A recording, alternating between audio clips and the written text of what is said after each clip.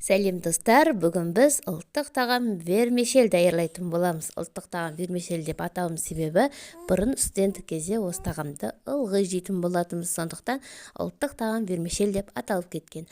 Ал ендеше дайындауға кірісейік. Ең алдымен қызып тұрған пешке вермишелімізді қыздырып аламыз, яғни пешке салып қуырып аламыз.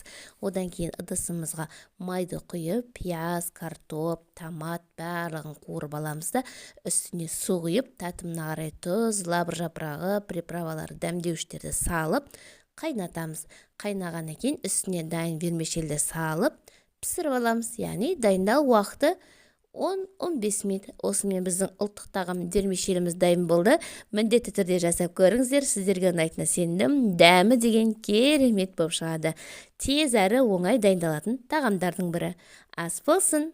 Айкони фудқа тіркеліп лайк басуды ұмытпаңыз.